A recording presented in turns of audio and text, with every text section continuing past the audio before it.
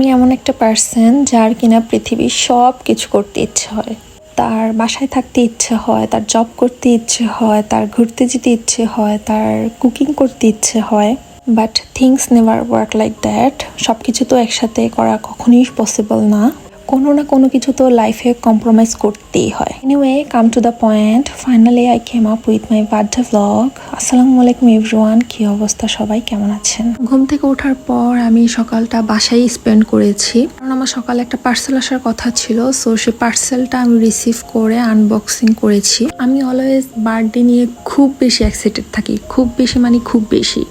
অনেক আগের থেকেই প্ল্যান করে রাখি এই দিনটা আমি কিভাবে স্পেন্ড করব, কোথায় যাব, কি পরবো অ্যান্ড এভরিথিং। আর আমার হাজব্যান্ডের মূল কাজ হচ্ছে সে আমাকে কোন স্পোর্টে নিয়ে যাবে, কোন লোকেশনটা সবচেয়ে বেশি সুন্দর। সো সে খুব এফোর্ট দিয়ে এইবারও চেষ্টা করছিল একটা ভালো লোকেশন ফাইন্ড আউট করার। ফাইনালি আমরা খুব সুন্দর একটা লোকেশনস অ্যান্ড রেস্টুরেন্ট সিলেক্ট করি। এই রেস্টুরেন্টটার নাম হচ্ছে গুড সুশি। তারপর আমার মনে হচ্ছিল আমরা ফাইনালি খুব ভালো একটা ডিসিশন নিয়েছি। And as you can see, মনেই হচ্ছিল যেন আকাশটা পুরাই তারায় ভরে আছে, আর ভিতরে এত সুন্দর ওয়েল ডেকোর ছিল, আমরা পুরাই স্যাটিসফাই এখানে গিয়ে। তারপর আমরা এখানে খাবার অর্ডার করছিলাম, আমরা ফাইন্ড আউট করছিলাম যে হালাল ফুড কোনগুলো।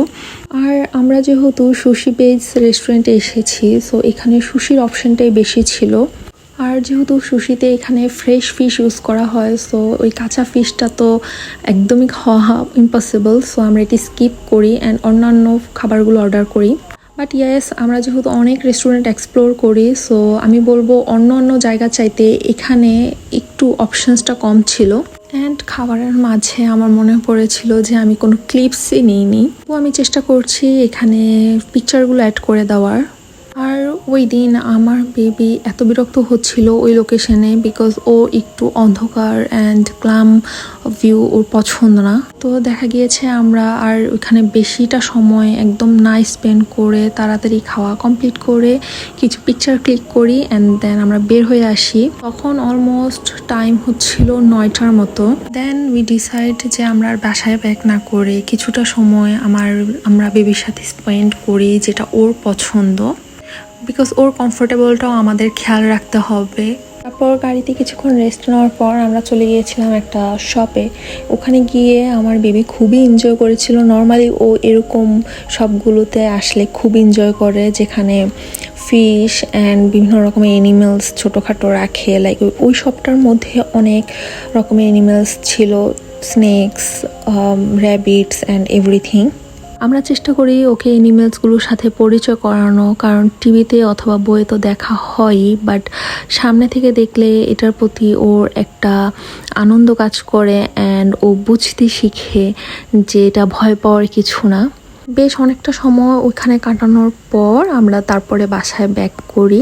And all of a sudden ওই দিনের ওয়েদারটা হঠাৎ করেই কেন জানি সুন্দর হয়ে গেল। খুব ঠান্ডা একটা বাতাস বইছিল।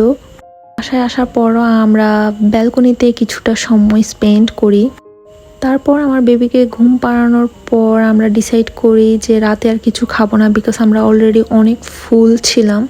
তো এখানে জাস্ট আমি ফ্রুটস কেটে নিচ্ছি, পেঁপেটা কেটে নিচ্ছি, জাস্ট এটাই খেয়ে আমরা ঘুমিয়ে পড়বো। যেহেতু খুব হ্যাভি ফুড খেয়ে ফেলেছি, সো আই থিঙ্ক পেঁপেটা খেলে একটু রিল্যাক্স ফিল করবো। And that was it. এটাই ছিল আমার birthday blog. So you all are like my videos. Thanks for watching. আল্লাহ হাফিজ।